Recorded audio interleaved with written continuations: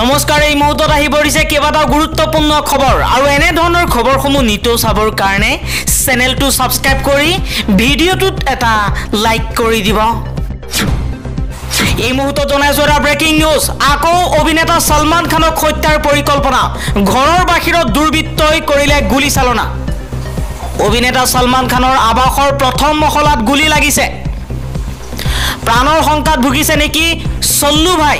আজি পুৱা বলিউড অভিনেতা সলমান খানৰ মুম্বাই বাসগৃহৰ বাহিৰত গুলীৰ শব্দ শুনা গৈছিল বুলি আৰক্ষীয়ে জানিবলৈ দিছে।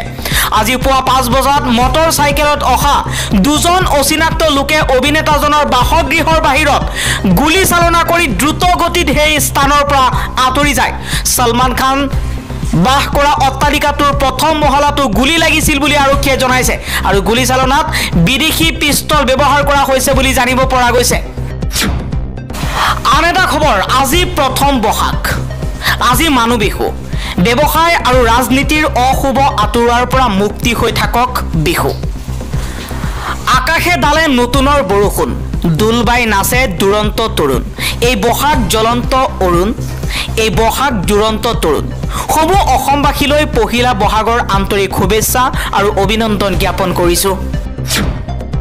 পৰৱৰ্তী খবৰ, পুনৰবাৰ ইজৰাইলৰ ওপৰত ভয়ংকৰ আক্ৰমণ চলাইছে ইৰাণে।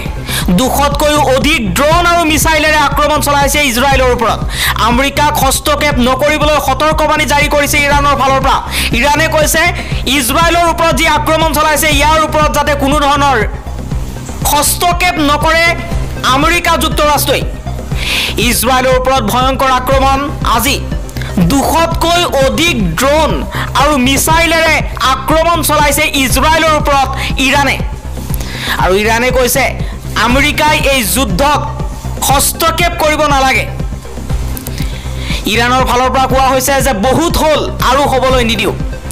এইবাৰ আমাৰ যুদ্ধ চলি থাকিব ইজৰাইলৰ বিৰুদ্ধে। আজি পুৱাৰ পৰাই ইজৰাইলৰ ওপৰত ভয়ংকৰ আক্ৰমণ চলাইছে। এটা দুটা নহয়, 200তকৈ অধিক ড্ৰোন আৰু মিছাইলেৰে আক্ৰমণ চলাইছে ইজৰাইলৰ ওপৰত ইৰাণে। আন এটা খবৰ, আয়ুষ্মান ভাৰত আঁচনিত অন্তৰ্ভুক্ত কৰা হ'ব তৃতীয় লিংগৰ লোকসকলকো। বিজেপিৰ নিৰ্বাচনী ইস্তাহাৰ প্ৰকাশ কৰি আজি এই মন্তব্য কৰিছে প্ৰধানমন্ত্ৰী নৰেন্দ্ৰ মোদীয়ে। আন এটা খবৰ, ইভিএম সন্দৰ্ভত RTIৰ উত্তৰ নিদিয়ে নিৰ্বাচন আয়োগে। কেন্দ্ৰীয় তথ্য আয়োগৰ ভৎসনা ইলেকশ্যন কমিশ্যনক।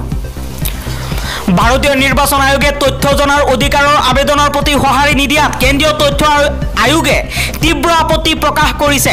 দ্য টেলিগ্ৰাফৰ প্ৰতিবেদন অনুসৰি এই RTIত আয়োগক নিৰ্বাচনৰ সময়ত EVM আৰু VVPAT মেচিনৰ নিৰ্ভৰযোগ্যতাৰ ওপৰত উত্থাপন হোৱা প্ৰশ্নসমূহত প্ৰতিনিধিত্ব কৰিবলৈ গ্ৰহণ কৰা পদক্ষেপসমূহৰ উত্তৰ দিবলৈ কোৱা হৈছিল। ইয়াক তথ্য জনাৰ অধিকাৰ আইনৰ চৰম উলংঘা বুলি অভিহিত কৰি CBIয়ে নিৰ্বাচন আয়োগকো লিখিত ব্যাখ্যা দিবলৈ নিৰ্দেশনা দিছে।